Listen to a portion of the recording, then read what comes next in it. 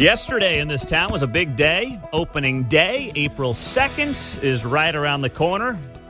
It's going to be an awesome few days to follow this story, as it has been for the last several weeks. And our next guest, who's been all over it, just like we have, is Kevin Keitzman. His podcast, Kevin Keitzman Has Issues. Of course, you should check that out every single day. And no one has done it better, more successfully in sports radio in this town than him. Kevin, good morning. Hey, Pete, everybody that I talk to that comes up to me says, I love it when you're on with Mundo. Well, that's what I hear all the time. I say thank you. Here we are again, man. It's been, I guess you haven't been in studio in a few weeks, but we did something last week. So I said, we got to get him back on the show. Tuesday's a big day, opening day yesterday.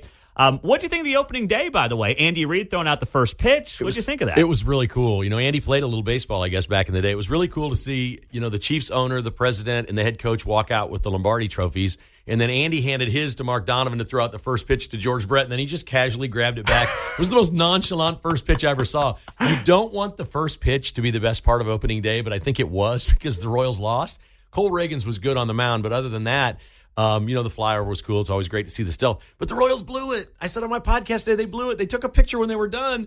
George Brett's in the picture with Andy Reid, Clark Hunt, and Mark Donovan.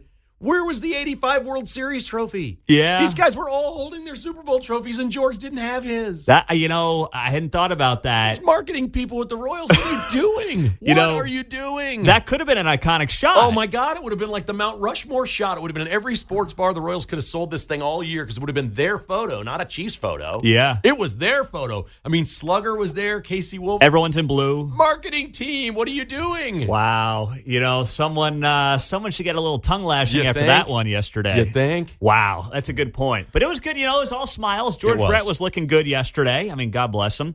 So the game itself, before we get to the vote and what's going to happen Tuesday, is this team, can they make some noise in a wide-open AL Central? It looks like they're going to pitch pretty well. The starting pitching may be good. The starting pitching was good yesterday. You do have to score some runs, but I don't think there's a lot of pressure on the Royals to score a lot of runs this year.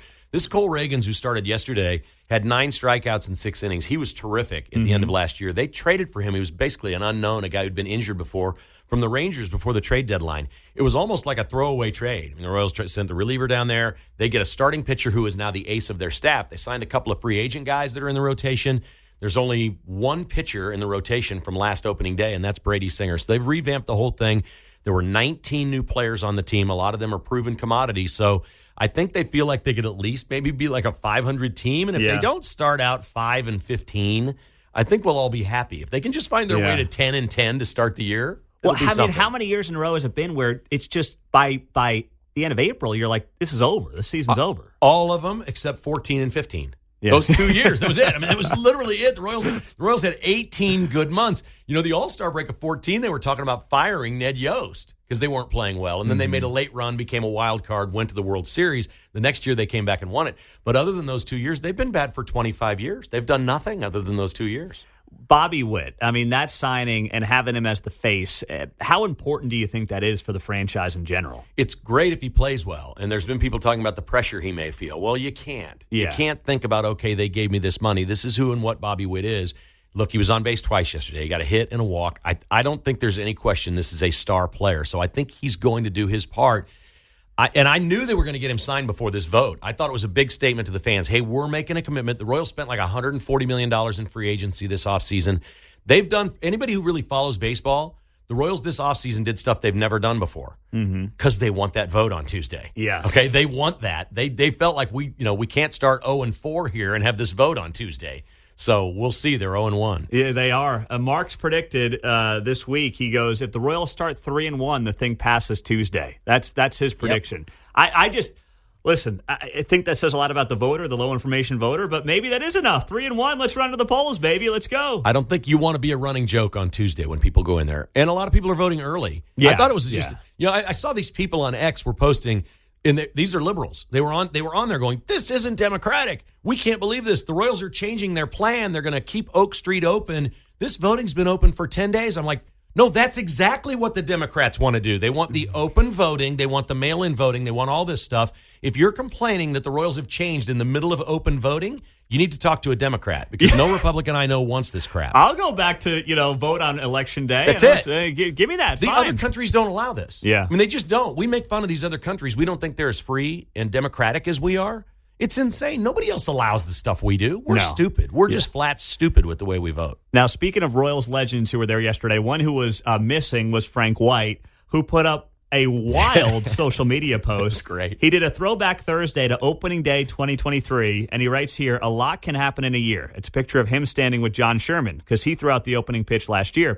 He says, from friend and Royals Hall of Famer to an unpopular and desperate politician.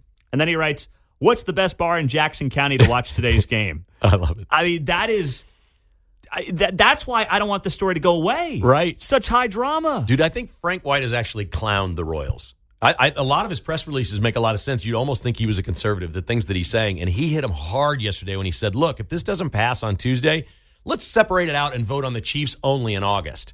That's what Frank White wants to do now. Well, that's appealing to people who don't know how they're voting.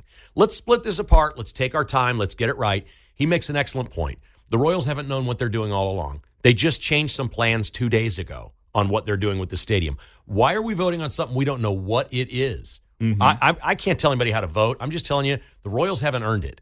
And if they want to separate this out, and if it fails and have a Chiefs vote in August, I think it'd be a slam dunk. The Chiefs can get their part. The Royals have done a terrible job putting this thing together. I just don't feel like they've earned it. I am not against a downtown ballpark. I see all the value in it. I know why they want to be there. I think it's a great thing to have in your city. But they just haven't earned this, Pete. They've been a mess. It is indisputable that even if you are a yes vote, the Royals have butchered this from a PR perspective. And they've done it to them. I mean, they'll blame Frank White for a lot of this, but I think there's also been internal issues that have just pissed people off. You know, don't tell me you're leaving. Just sell me on why this is a great idea. And I will give John Sherman credit because he said on my show yesterday, he goes, I've never threatened to leave anywhere. Right. He goes, I've never said that. Now, people have said it. Sly James and some others have said it, but he's never said it. And I said this too yesterday. I don't know how you feel about it, but I wish John Sherman was more forward-facing in this whole thing. He's a pretty low-key, easy guy to like.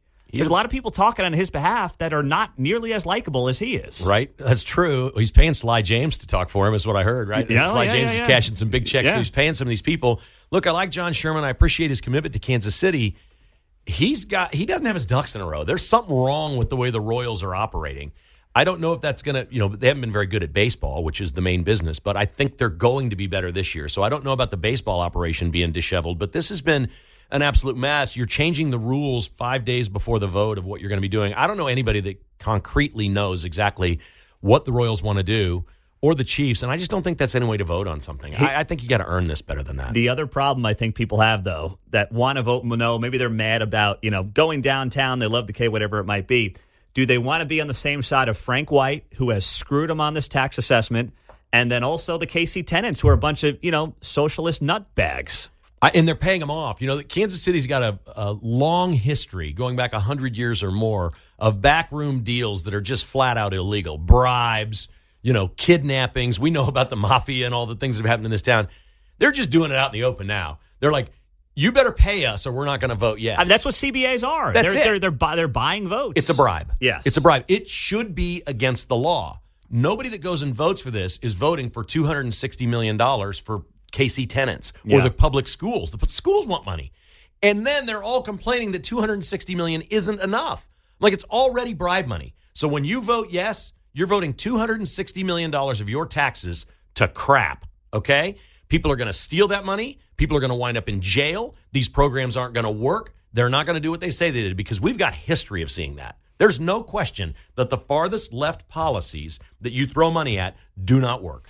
And it's in some ways kind of what you sign up for when you try to get into these private-public partnerships. You have to buy off certain groups. How is it legal? But it is ridiculous that it's happening. It's insane. It is. Hey, you made it back from Vegas, by the way. I did. Had a little boys trip out there, huh? I did. Yeah, we did. We had a really nice trip, and I didn't do very well. I lost my first 6 college basketball bets on Thursday. So that's hard. When we just flew in Thursday morning, I'm like, I am underwater here from the gate. I haven't been to a machine or a table or anything. I don't bet a lot, but I like the action, if you're going to be there. I'm like, I'm 0-6. I'm going to dig out. And then I went about 500 for the next day or so, and then I bet way more than I should have bet on Houston on Friday, and they won by 40 points. So you got it. I got it back. Okay, so you got it. You broke even. Hey, if you go to Vegas and break even, you're good. I got it back. But I don't like doing that. I bet it on one game, and that's just crazy. So we came home on Saturday. For a guy who, spent your career really not being able to do things like that, cool. right? I mean, cool. People think, oh, you're a sports fan. You obviously have done stuff in Vegas. It's like, no, you're doing your shows typically Thursday, Friday of the tournament. Yeah, wherever they send you, you're working. Yeah. You know that. Or you're hosting your show. You're not taking off to go hang out in Vegas. But I was able to pre-record an interview with Pete Mundo and put him on my podcast on Thursday and just hit send remotely from Las Vegas, and there was the podcast. It's nice a great how world. that works, right? It's pretty good. This tournament, though, the first weekend to me was kind of like blah. Not a lot of great upsets. The good thing about it, though, is you get the heavyweights the second weekend typically. You like that setup? I do. I like North Carolina going down last night. I think what we're seeing in the tournament is the teams that are better coached, that can execute their game plan, those teams are winning. UConn looks better than everyone. They won by 30 last night. Yeah. But North Carolina had all the horses, and they just didn't play as hard or as smart as Alabama. And so they lost. And I like that. That's a 4 seed beating a 1 seed, so it's not the biggest upset in the world. I don't think North Carolina is particularly well coached. I think that's important. I think when I want to see a championship team in any sport, we see it with the Chiefs. They go win and they win the Super Bowl, not just because they have really good players in Patrick Mahomes. They make a couple special plays that are surprising in a way that caught the team off guard. And when you see that, you're like, okay, better prepared, better execution. That's what I look for. And boy, that was missing with our local teams this year. Kansas wasn't a very good team executing this year at all in what they do. It was a very unlike Bill Self team. But I love watching teams. I was proud of Alabama for winning last night against North Carolina. Illinois looks really good. They beat out Iowa State last night. They look like they have better talent, but I just love watching the execution when we get to this point. What about KU, Bill Self? This was his worst year in how long? I don't know, years. What does he do? Turn it around, hit the portal? What's the answer for a guy like him? And, what has been a time where suddenly you can pay guys for NIL. We thought it would benefit the big dogs. It's actually not really. He's looking for 5 players this offseason in the transfer portal. He's not looking for freshmen. He'll take a good freshman, and he's got a couple, I think, he's got a kid from Indiana that's coming in that's going to be great. But that's not what next year is. Next year is we better go find some 22-year-olds. Yeah. Last night, North Carolina had a 25, 24, 23, 22, and a 19-year-old start the game. They're as old as the Oklahoma City Thunder. You transfer these players in, and they come from everywhere. They come from UMKC's conference. There was a star player last night from the University of Denver that transferred somewhere. So Kansas is getting ready to rebuild by buying players in the transfer portal. That's a whole different world for Bill Self. It's not that he can't do it. I just think they have to adjust and learn how to do it like everyone else. I'm sure you saw the comments from my guy, Jay Wright, he made about John Calipari, basically saying his model of 19-year-old superstar athletes is dead. It's dead. It's dead. Because you can go 50-50 on the 19-year-olds, so you have a couple of really good ones. But if you don't have the 22, 23-year-olds, you don't have anything. So what they're all looking for is somebody that's not quite NBA level, like just below that, because they can pay more than the G League. They can pay more than Europe. So we want the guy that's not quite good enough to get drafted at 22 years old on our team instead of playing in Europe. And Hunter Dickinson could be another guy that comes back, right? He's not an NBA player. No. I mean, he can't run and jump. He's a fantastic college player. So I think he will be back. They're going to have to pony up and pay him again. I think he wants to come back. I expect Hunter Dickinson back, but that's exactly the kind of player you're looking for. Yeah. And then Jerome Tang. I mean, last year the Elite Eight run was awesome. It was a weird year with the Naquan Tomlin stuff, but is that... Are you bought in on Jerome Tang? I'm not. You're not. I never was. And I was so stunned last year when they made the Elite Eight, and I loved it as a K-State grad. I'm like, this is fun. He did it with Bruce Weber's point guard. Mm-hmm. Okay? Marquise Noel was Mr. New York. He was the darling of the tournament last year. That was Bruce Weber's player. Now, he had to keep him when he took the job, which he did. But then this year, he had to put a whole team together, went out in the portal, got a whole bunch of guys, flop, didn't make the tournament. Well, he's getting ready to do the same thing. He has nobody next year. He's going to have to go out and get players to build a team. Mm-hmm. I don't know if he can do it. He hasn't done it. I mean, the one successful year he had was with a star player from Bruce Weber's team. Yeah, that's a great point. Kevin Keitzman's in studio. His podcast, Kevin Keitzman Has Issues. Let's wrap it up on the political news front. We're sitting here end of March. We got, 6-7 months until November. Kevin Keitzman's handicapping this thing right now. How are you handicapping? Well, we're talking about Trump and Biden here. Yes. I still don't think Biden's running. I know that's crazy. They had a big fundraiser yesterday. No, Bill O'Reilly says that on this show. Yeah, He's with you. I saw the fundraiser yesterday. It was really bad optics. They were at Radio City Music Hall with Clinton and Obama. They raised $26 million when Trump's 20 miles away on Long Island at the fallen officer Diller's wake, which is just all you really need to know about the two candidates. Trump, the only mistake he made, you say, I would have done no media. I would have done nothing. I would have gone to the wake and gotten back in my car, gotten on my plane and gone home and not talked about it for a day or two. I would have done no media, but he's just not like that. He's not like that. But the optics, I would say the optics of him. Unbelievable. 2 minutes he spoke, and I played it this morning. I thought it was especially by his standards, very good 2 minutes. Yep. Not about him. I know. Just about the situation. I think that actually helped him in the optics department. Okay, I'll give you that. I don't think he blew it. He didn't do anything crazy or outrageous. Yeah. It didn't look like he was over sensationalizing it. But it would have been a really presidential move to just go. They got video of him going in and out, and we're not making any comments on this today. And then maybe come back today from Mar-a-Lago and do some sort of a really good 5-minute speech on. We got to lock people up. This dude that killed Officer Diller had been arrested 22 times, and 9 of them were for felonies, and he's running loose on the street, killing a cop. We got to lock people up, Pete, and that's just all there is to it, and that's what Trump's message needs to be. We know that he feels bad for the family. We've now learned, I guess, that he paid off their mortgage. Yes. I mean, all kinds of great things that Trump's doing, but to me, I'd have just waited a day. That's just me. But the optics Unbelievable. He won the day. He won the day either way. And then you got Biden with Obama, Clinton, Lizzo, Stephen Colbert. I mean, can you just the let him eat cake look of that versus where Trump was? Did you see how they got up on the stage at Radio City? Yes. The presidents, they came up out of the ground, and somebody said, "Look at this, Obama and Clinton coming out of the basement with Biden." Yeah. This is fantastic. It looked like they were Justin Timberlake starting his show or something. They didn't know what to do, right? It's like, what was that? So and they looked like I don't know. Fake plastic figurines up there. But they get so much wrong on the left and still win elections. Yeah. We got to ask ourselves why. I saw a poll this week. They were asking about the word illegal because Biden said illegal immigrant about the guy who killed Laken Riley. And, there was the uproar. He apologized for all that. And I saw that 74% of Hispanic Americans, these are American citizens of Hispanic heritage, 74% say perfectly fine with the term illegal. It's like 80% GOP. 79% of Democrats are okay with the term. We can't let them change this. Yeah. We cannot call these people undocumented. No. They're here illegally, and Americans seem to know that. Yet if 79% of Democrats agree that illegal is okay to call somebody like this, why are they voting for the Democrats? Why are you voting for Biden? When you hear all this weird stuff that nobody cares about, we've got real common sensibility in this country. Yet somehow those people still vote for hard left candidates. They win the media narrative, they win the optics narrative, and they win how to go out and vote and win elections, which is you got to early vote, and that's where Republicans have to wise up. I don't like early voting. You don't like it. Hate it. But if that's where the game is being played, get your people out. I think we might be the only country in the world that does mail-in voting. How many people touch your ballot if you put it in the mail? Yeah. How many people touched it before it got to you? Then you send it. How many people in your house touched it? Mm-hmm. Then you put it in a mailbox. Your letter carrier gets it. Then they go to the post office. It gets put in a bin. Then it gets sorted. Then somebody goes and it goes out in a truck. Then it goes to another place and they hand it to somebody, put it in another. There's like 10, 12 people touch your ballot if you mail it. This is so stupid. The first thing we should do is stop mail-in balloting. That's an absolute joke. I agree. But it's going to be state by state. So if they're going to have it, we got to win it. That's what you got to do. What's your strategy to win it? Okay, let's get Trump elected. Let's win Senate. Let's win the House. Let's change the laws. Let's make a national law. If you're voting for Senate, Congress, President, we'll have a national election, and there is no mail-in ballot. Well, you got to have it for, disabled or veterans overseas. You got to have it for some people, right? Okay. Absentee balloting is different than mail-in balloting as far as I'm concerned. We had that for a long time, and that was mostly for military people. But I think it's a cop-out for people to say, I'm going to be on a business trip that day, whatever. We can do some advanced voting.